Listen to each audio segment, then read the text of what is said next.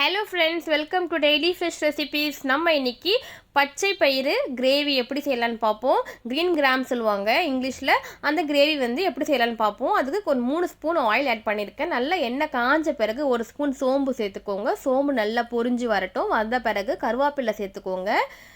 கருவேப்பிலை நான் வந்து இன்றைக்கி ஒரு வெங்காயம் வந்து பொடி பொடியாக அரிஞ்சு வச்சுருக்கேன். அதை சேர்த்துட்டு நல்லா வதக்கிட்டே வரேன். ஸ்லோ ஃப்ளேமில் வச்சு வதக்கிட்டே வாங்க. இது வந்து ப்ரௌன் கலரில் மாறும். அதை பாருங்கள், நல்லா வதங்கி வந்துடுச்சு கண்ணாடி பதத்துக்கு.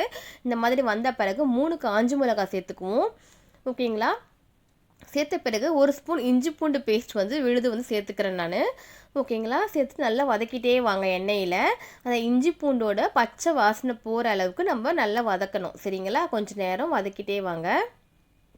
அதுக்கப்புறமா நான் இன்றைக்கி தக்காளி வந்து 2 தக்காளி மீடியம் சைஸ் தக்காளி எடுத்துருக்கேன். நல்லா பொடி பொடியாக அரிஞ்சு வச்சுருக்கேன். அதை சேர்த்துக்கிறேன்.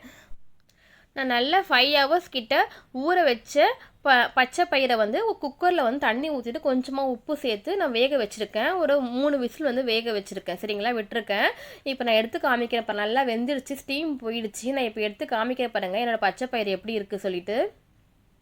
இந்த மாதிரி நல்லா வந்து நம்ம எடுத்து ப்ரெஸ் பண்ணும்போதே வந்து நமக்கு நல்லா வந்து ப்ரெஸ் ஆகிட்டு வரணும். இந்த அளவுக்கு நல்லா வந்து வேக வைக்கணும். சரிங்களா? நல்லா வந்து ப்ரெஸ் பண்ணால் இந்த மாதிரி மாவாக வரணும். இந்த மாதிரி அளவுக்கு நல்லா வேக வச்சுக்கோங்க பச்சை பயிரை. சரிங்களா?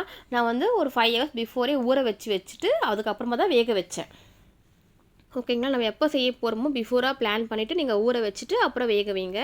இப்போ நம்மளோட வெங்காயம் தக்காளி நல்லா வதங்கி வந்துடுச்சு.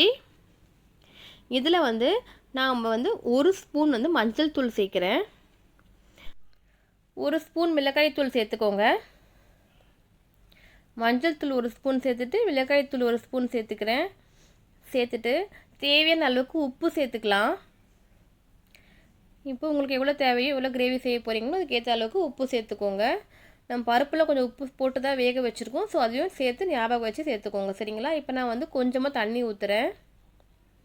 ஒரு 1/2 கிளாஸ் தண்ணி ஊற்றுறோம். எதுக்காகனா நம்மளோட ஆனியன் டொமேட்டோலாம் வந்து நல்லா ஸ்மாஷ் ஆகிட்டு வேகணும், நல்லா குக் ஆகணும், அதுக்காக. சரிங்களா? ஒரு 5 மினிட்ஸில் நமக்கு இந்த டொமேட்டோ ஆனியன்லாம் வந்து நல்லா ஸ்மாஷ் ஆகிட்டு நல்லா குக் ஆகி வந்துடும். அதுக்கப்புறமா பருப்பு சேர்த்துக்கலாம். சரிங்களா? இப்போ பாருங்கள், நல்லா ஸ்மாஷ் ஆகிட்டு வெந்து வந்துட்ட பிறகு நான் வந்து இன்றைக்கி வேக வச்ச பைத்தம் பருப்பை சேர்த்துக்கிறேன். இப்போ ஓகேங்களா? சேர்த்து நல்லா வந்து மிக்ஸ் பண்ணி விடுங்க. காரம், உப்பு, நம்ம மஞ்சத்தூள்லாம் நம்ம ஏற்கனவே சேர்த்துட்டோம் இல்லைங்களா? ஸோ கொதிக்கும் போது இந்த பச்சை வாசனைலாம் போயிட்டுருக்கும். சேர்த்துட்டு நல்லா வந்து ஸ்மாஷ் பண்ணி விடுங்க பருப்பை. கொஞ்சம் நம்ம ப்ரெஸ் பண்ணி விடும்போது நமக்கு வந்து இன்னும் கொஞ்சம் நல்லா ஸ்மாஷ் ஆகிட்டு இன்னும் 5 மினிட்ஸ் குக் ஆகும்போது இன்னமும் நல்லா வெந்துடும். சரிங்களா? நல்ல கிரேவி மாதிரி நமக்கு கிடைக்கும்.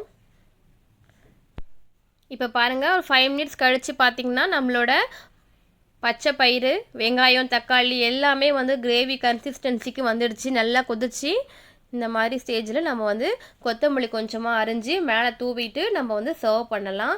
சப்பாத்திக்கெலாம் செம்ம அருமையாக இருக்கும். கண்டிப்பாக இதை அப்படியே செஞ்சு பாருங்கள். எப்படி இருக்குது சொல்லிட்டு கமெண்ட் பாக்ஸில் கமெண்ட் பண்ணுங்கள் my dear friends. If you like my channel please subscribe. Thanks for வாட்சிங். தேங்க்யூ.